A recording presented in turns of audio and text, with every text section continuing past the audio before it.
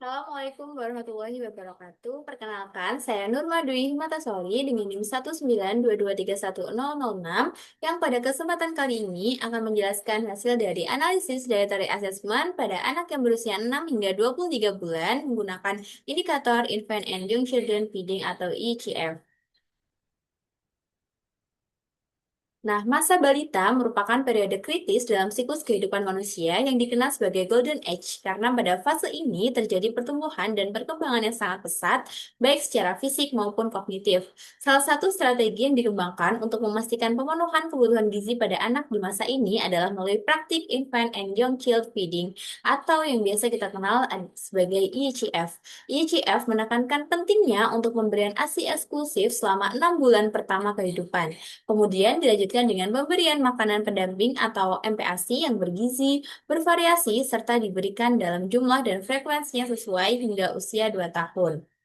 Tujuan dari praktikum kali ini yang pertama untuk mengetahui hasil dari recall konsumsi 24 jam pada responden, yang kedua untuk menganalisis indikator Infant and Young Children Feeding atau ICF, dan yang terakhir untuk mengidentifikasi kelebihan dan kekurangan indikator Infant and Young Children Feeding atau ICF.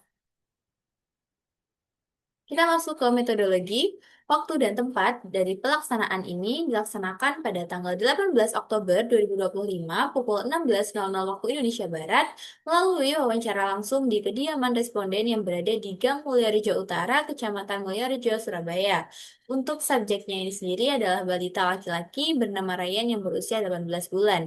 Metode konsumsi pangan yang digunakan adalah 20 hour food recall, dan metode pengolahan data nantinya akan menggunakan indikator ICF. Yang pertama ada MDD atau Minimum Dietary Diversity, yang kedua ada MFF yaitu Minimum Feeding Frequency, kemudian ada MMFF yaitu Minimum Milk Feeding Frequency. Dan nantinya dari MDD, MFF, MMFF nantinya ketiga indikator itu akan digunakan untuk melihat MAD atau Minimum Acceptable Diet. Baik, selanjutnya kita masuk ke pembahasan. Di sini ada identitas dari anak, di mana usianya adalah 18 bulan, bernama Ryan, dengan berat badan 10,5 kilogram, tinggi badan 80 cm. Nah, di sini kita juga melakukan wawancara untuk mengisi kuesioner ICF. Yang pertama, di sini adalah pertanyaan terkait eh, pemberian ASI menyusui dini. Nah, di sini diberikan tiga pertanyaan terkait apakah pernah diberi ASI, kemudian berapa lama waktu pertama kali diberikan, dan juga kurun waktunya. Di sini diberikan kode jawaban ya itu satu, tidak itu dua, dan beberapa di nomor dua itu menggunakan kode yang berbeda. Nah, untuk kuesioner yang kedua, ini terkait pemberian ASI terkini, di mana jawabannya juga sama, ya sama dengan satu, tidak sama dengan dua, dan tidak tahu sama dengan 9. Dari responden ini diketahui bahwa Ryan ini mendapatkan ASI pertamanya di secara langsung dan juga diberikan ASI, dan eh, selanjutnya di usia yang lebih dari 1 tahun dia akan diberikan susu formula. Nah, selanjutnya kita masuk ke kuesioner yang ketiga, yaitu terkait konsumsi cairan.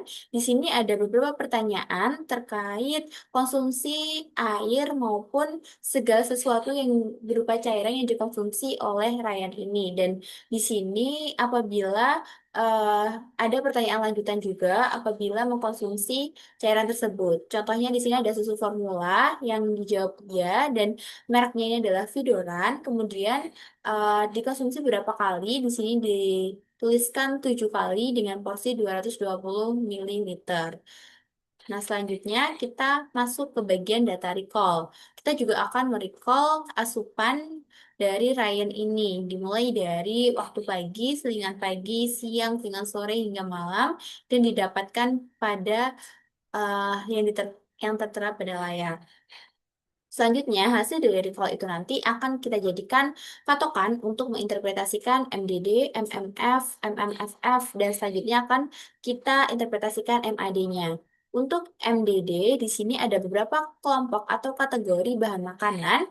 Nah, dari hasil recall tadi, Ryan ini mengkonsumsi kelompok pada 5 kelompok makanan, yaitu pada grains, yaitu nasi putih, kemudian pada dairy product, yaitu susu, fresh food, ini ada daging ayam, kemudian vitamin A, wortel semangka, dan juga other fried and vegetables, ada kol. Nah, di sini jumlahnya ada 5, sehingga dia mendapatkan skor TDS yaitu 1.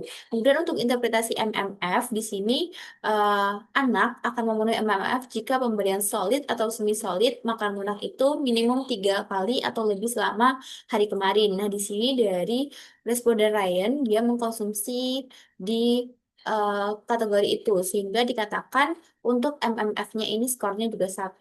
Dan yang ketiga adalah interpretasi MMFF di sini adalah minimal 2 kali milk feed. Nah, di sini karena Ryan mengkonsumsi susu selama 7 kali dalam sehari, maka dia juga memenuhi interpretasi MMFF sehingga skornya 1. Dari hasil itu tadi, maka kita masuk ke interpretasi MAD.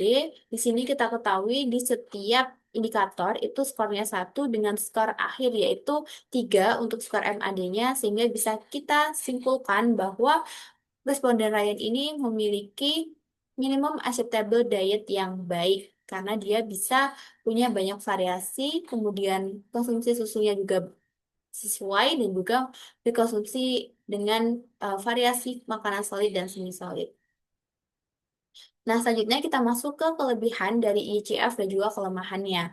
ICF itu dapat memberikan gambaran menyeluruh mengenai pola konsumsi anak melalui pengukuran tadi, seperti minimum dietary diversity, kemudian minimum meal frequency, dan minimum milk feeding frequency yang nantinya kita bisa mengetahui minimum acceptable dietnya.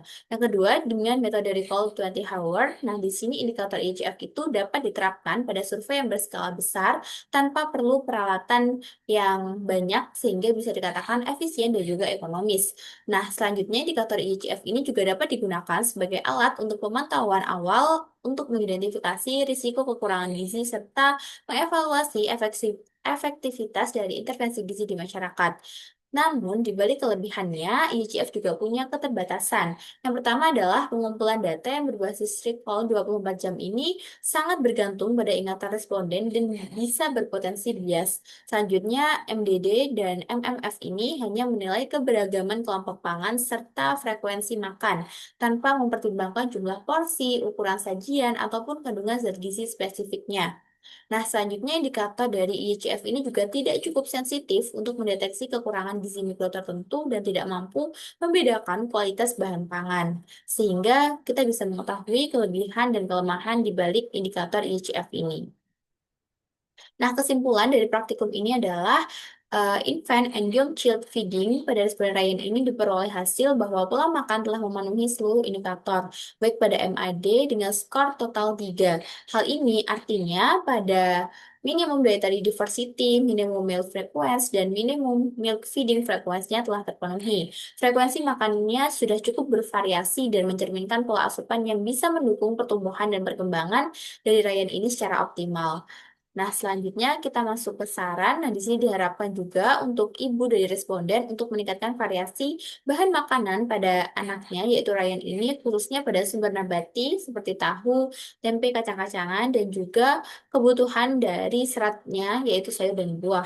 Untuk penelitian selanjutnya disarankan juga untuk menggunakan indikator IGF yang dilengkapi dengan analisis gizi, sehingga nanti bisa dilihat hubungan hasil IGF dengan kecukupan zat gizi secara kuantitatif untuk mengetahui gambaran kecukupan energi dan zat gizi pada anak. Baik, ini adalah daftar pustaka yang saya gunakan. Sekian yang dapat saya sampaikan. Terima kasih atas perhatiannya. Wassalamualaikum warahmatullahi wabarakatuh. Yes. Loh, loh, loh, loh. Ping.